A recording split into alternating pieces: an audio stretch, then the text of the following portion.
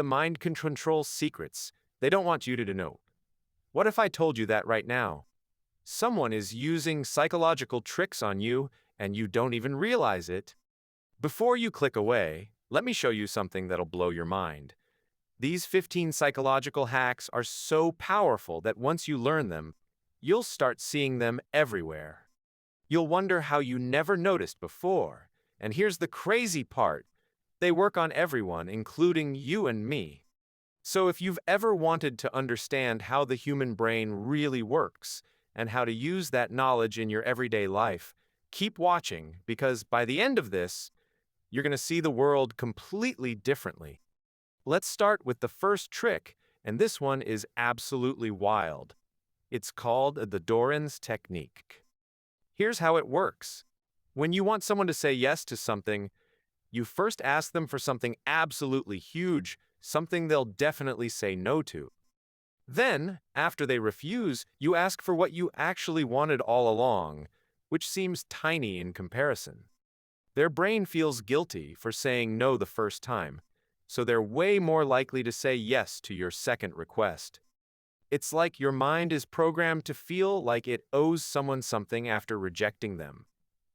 This works because of something called reciprocal concessions. When you make a big request and then scale it back, the other person feels like you're compromising, so they feel obligated to compromise too. The second trick is something you can use literally today. It's called mirroring, and it's insanely effective. When you subtly copy someone's body language, gestures, or speaking patterns, their brain starts to trust you more without them even knowing why. If they lean forward, you lean forward a few seconds later. If they cross their arms, you do the same. Their subconscious mind thinks you're similar to them, and humans are hardwired to trust people who are like us. But here's the key. It has to be subtle. If you're too obvious, it becomes creepy instead of comforting. Now, before we get to the third trick, I need to tell you something important. If you're finding this valuable so far, do me a favor and hit that like button right now. I'm not just saying that to boost the algorithm, though that definitely helps. I'm asking because there's actually a psychological principle at play here called commitment and consistency. Once you like this video, your brain will want to stay consistent with that action, which means you'll pay more attention and get even more value from what I'm teaching you. Pretty clever, right? And while you're at it, drop a comment telling me which trick you're going to try first. Seriously, write it down. The act of commenting makes your brain commit to actually using this information instead of just passively watching and forgetting about it 5 minutes later. All right, the third trick is called the foot in the door technique. And it's basically the opposite of what we talked about first. Instead of starting big, you start incredibly small. You ask someone for a tiny favor, something so small they can't possibly say no. Then, once they've said yes to that, you gradually ask for bigger things. According to research published in the Journal of Personality and Social Psychology, people who agreed to small requests were significantly more likely to larger requests later because they'd already identified themselves as the kind of person who helps. Once someone does you a small favor, their brain literally rewrites their self-image to see themselves as someone who helps you, and then they act consistently with that new self-image. The fourth trick is about the power of silence, and most people get this completely wrong. When you're in a conversation and you want someone to reveal more information or agree to something, don't be afraid of silence. After you ask a question or make a statement, just stop talking. The silence will feel uncomfortable, and the other person's brain will rush to fill that void. They'll keep talking, often revealing way more than they intended to.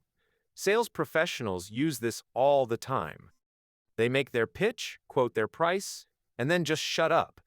The first person to speak usually loses the negotiation. Here's the fifth one, and this might change how you communicate forever.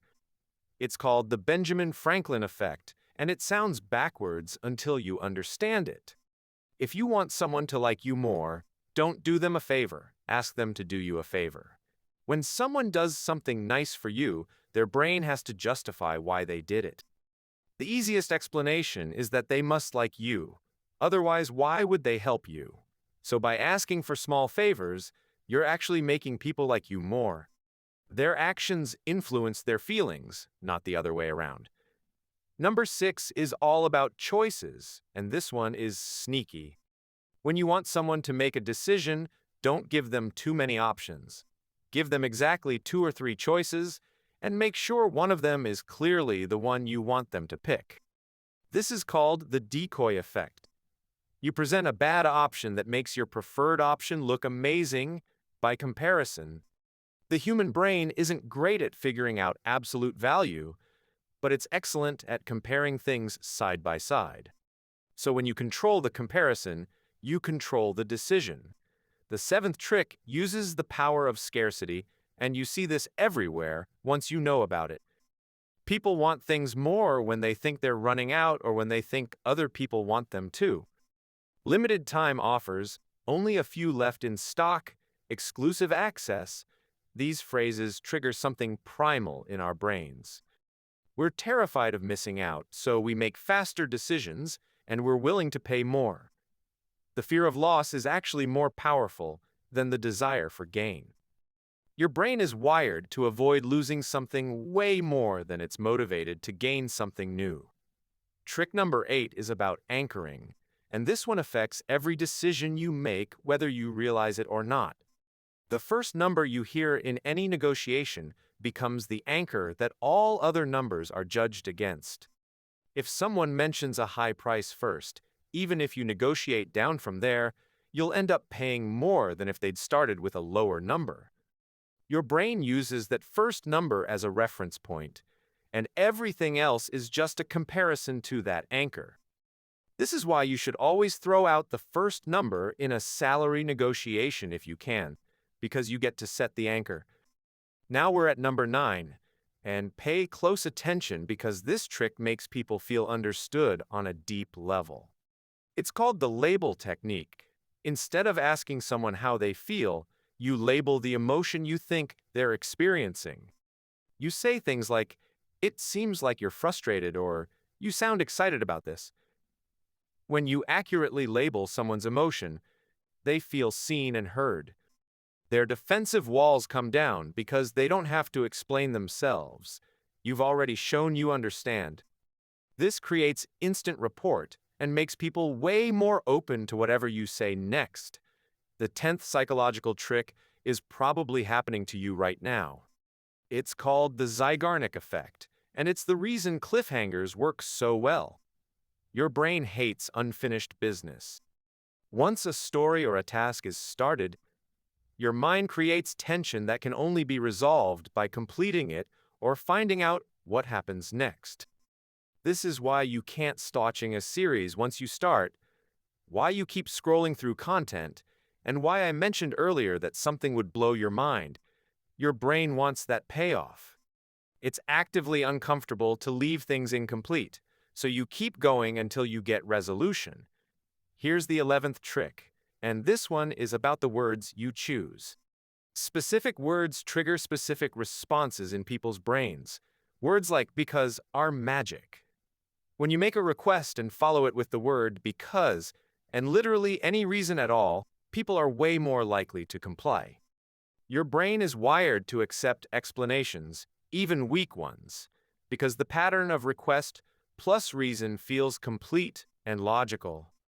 Even if the reason doesn't actually make sense, the structure of the sentence satisfies something in our psychology.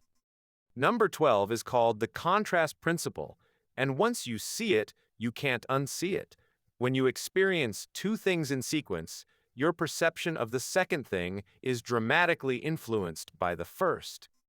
If you hold something heavy and then hold something light, the light object feels even lighter than it actually is. This works for everything. Good news feels even better after bad news. A reasonable price seems like an amazing deal if you saw expensive options first. Your brain doesn't process things in isolation. It's constantly comparing and contrasting, so controlling the sequence controls the perception. The 13th trick is about creating the illusion of choice. When you want someone to do something, don't ask them if they want to do it. Instead, give them two options that both involve doing what you want. Would you prefer to do this now or later? Do you want option A or option B?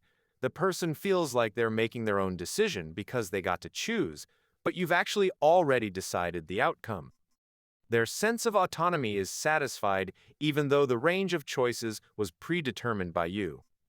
Trick 14 is the power of positive assumption, and this one is subtle but incredibly effective. When you want someone to do something, phrase it as if you already assume they will. Don't say, "Could you possibly help me with this?" Instead say, "When you help me with this, we should do it this way." You're not asking, you're assuming cooperation and just discussing the details. Most people will go along with your assumption because contradicting it requires them to explicitly refuse, which feels uncomfortable. You've made saying yes the path of least resistance. And finally, the 15th trick brings everything together. It's called the reciprocity principle, and it's one of the most powerful forces in human psychology. When someone gives you something, even something small, your brain feels an almost overwhelming obligation to give something back. This is why free samples work, why people feel guilty getting help without offering something in return, and why small gestures can create loyal relationships. The key is to give first, before asking for anything. That initial gift or favor creates a psychological debt that people are desperate to repay. So there you have it, 15 psychological tricks that actually work on real human brains, including yours. Now here's what I want you to do. First, leave a comment right now telling me which of these tricks you the most. Second, hit that like button if you got value from this, because it helps more people discover these insights. And third, really think about how you're going to use this information. Are you going to use these tricks ethically to improve your relationships and communication, or are you going to test them out and see just how powerful they really are? The choice is yours, but now you know what's happening behind the scenes every single day in every interaction you have. You've seen behind the curtain, and that knowledge changes everything.